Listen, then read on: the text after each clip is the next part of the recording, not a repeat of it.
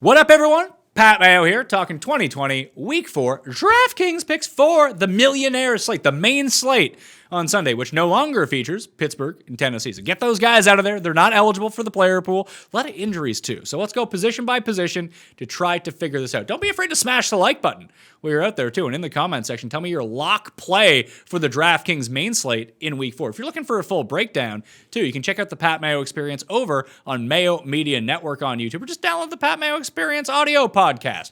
Always full shows, injuries update, everything that you need. My cheat sheet for the main slate in Week 4 is up on dkplaybook.com right now. So go check that out, all right? Running backs in Week 4. When we go to the top, it's very clear everyone's playing ALVIN KAMARA. I can't really talk you out of that. The problem now becomes, who do you match him up with? How do you pay down? How do you save any money? So KAMARA, just kind of lock him in. Zeke is a fantastic play. All these guys are kind of fantastic plays. You just can't afford all of them.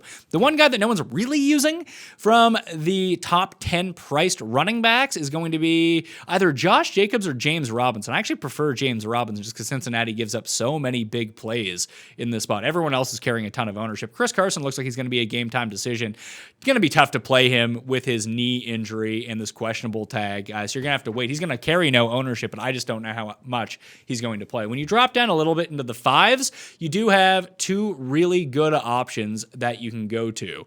Kenyon Drake's a fine option at the even $6,000. Singletary, you kind of have to write him off with Zach Moss coming back.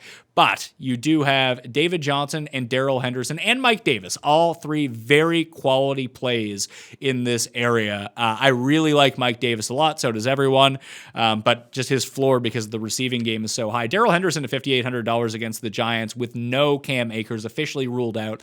He has seen 83% of the fantasy points go his way in that backfield over Malcolm Brown the past 2 weeks, so I really do like that a lot. I think that he's kind of a sneaky play this week. In the 4K area, everyone is now going to gravitate towards Ronald Jones with Leonard Fournette out.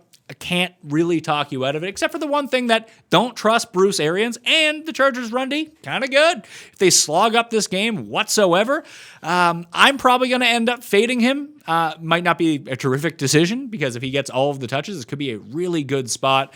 If you're playing in cash games, though, at the even $4,000 marker, J.D. McKissic is down there.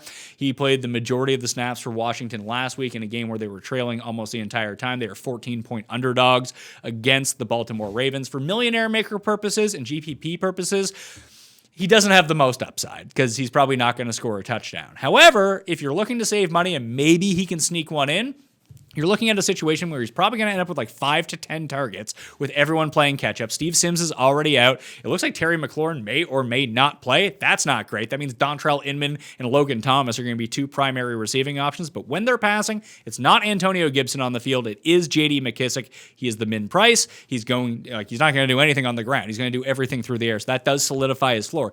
If he can sneak a touchdown, he can find his way to 20 points. If he can do that. If not, you're probably looking at like 10 to 13 points, which out of a 4K guy in tournaments doesn't really do you much, but in cash games, you're looking to jam in all the high price guys. That is a good scenario to be in.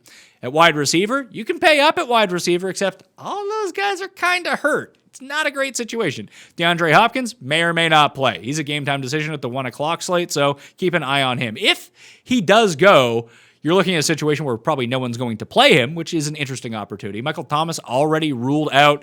Then you have Lockett, Hill, Metcalf. All those guys are great plays. If you want to pair up Josh Allen with Stefon Diggs, I say go for it. That's just a situation that's very, very good. And Amari Cooper at home is a nice spot too. But realistically, I think my lock play at wide receivers at $6,500, and you're looking at Keenan Allen in that spot. Mike Williams already ruled out. Tampa excellent outside of the numbers in defending the pass, but Keenan Allen, he patrols the slot. Tampa Bay gives up a 75% catch rate to the slot, and they're just running out of options. And they're 7-point underdogs in this game. Presumably, they're going to have to throw. And when you're looking at Justin Herbert and the target share that he's providing Keenan Allen, 36% of passes go Keenan Allen's way from Justin Herbert. The only player that is even close to that in football is Kyler to DeAndre Hopkins. And Keenan Allen, he's not hurt, so that's fine, and he is $2,000 cheaper. So that is a fantastic situation for Keenan Allen.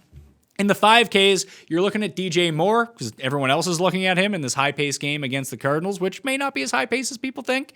But If you just look below that, $200 cheaper, you do have Robbie Anderson at $5,400. You want exposure to that high-scoring Cleveland game? You have all of the Cleveland guys, and Odell's back problem doesn't seem like it's going to be an issue. But CeeDee Lamb, with Michael Gallup drawing one of the tougher assignments of the week, CeeDee Lamb at $5,400 is also quite good. And if you're going to pay down, there are two guys that I'm really looking at here. One is at actually both are at $4,600. Both slot guys in good slot matchups.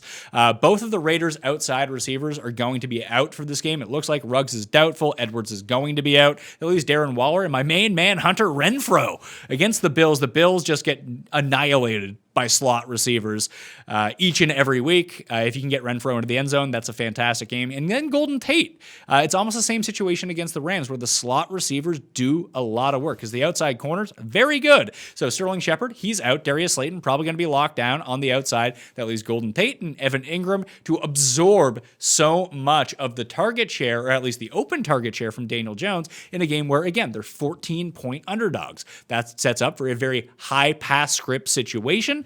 That I would roll out Golden Tate. I like Renfrow a little bit more, but Golden Tate definitely in play. At tight end, everyone's paying up for either Travis Kelce in this spot or Darren Waller. I'm good with fading both those guys if you want to. Jared Cook has already been ruled out for this game, but Mark Andrews at $6,000 is a nice contrarian play. But for me, just $5,100, Mike Gesicki. Just play Mike Gesicki. I know I mentioned Evan Ingram. He would be a secondary option, as with Dalton Schultz, but Gesicki is in such a great matchup in this spot, especially with Jamal Adams out for the Seattle Seahawks. I mean, they're down in this game. They're 6-point dogs. You expect Fitzpatrick to be throwing.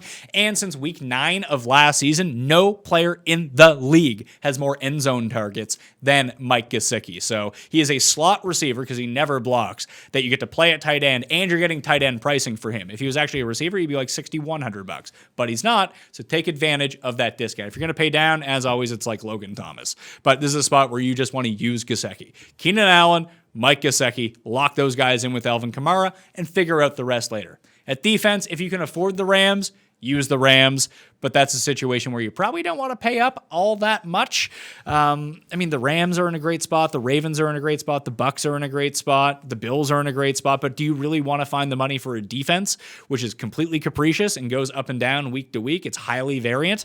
I mean, you just pay for the Bears at $2,800. That's fine. They're a decent defense. You get Rivers to throw, you're going to be looking good. So you can kind of figure out defense that way. If you have the money, pay for the Rams. If not, pay down for the Bears. And at quarterback, whatever stack you like the best this week. It could be Minshew to Chark. That's one that no one's using. Could be all of the Detroit guys with all of New Orleans defense seemingly out of this game. Stafford, Marv, and Kenny Golladay. Boom. That's an easy one to throw out there. Teddy Bridgewater, DJ Moore, Robbie Anderson. That's another one in a higher pace game that you can go with. Baker Mayfield, Jarvis Landry, and Odell Beckham. All of the Seattle guys, all of the Dallas guys. There are so many different options. Pick your poison with this one. I will say the one that does seem to be coming in wildly under-owned, Lamar Jackson and Mark Andrews. You would never think that Lamar Jackson would be a low-owned quarterback, but at $8,100, he's just so expensive. Hell, you can fire up Josh Allen and John Brown and Stefon Diggs as well and bring it back with Hunter Renfrow. That's not a terrible idea, and it doesn't seem like a lot of people are going to be doing it. Everyone wants a piece of Russell Wilson and these Seahawks. That's going to be the most popular one. But if you're looking at the second best fantasy quarterback, DraftKings-wise, so far this season, it's Josh Allen. And Steph Diggs doesn't have Jalen Ramsey on him this week. In fact, almost all of the cornerbacks for the Raiders are out. So Bill stack, Renfrow back, that's what I kind of like, all right? I'm Pat Mayo. You can check out my cheat sheet up on DKPlaybook.com. Don't be afraid to smash the like on the way out, download the podcast, and find full episodes of the Pat Mayo Experience up at Mayo Media Network. Just search that on YouTube, and boom, you're right there. Good luck this week. I'll see you next time.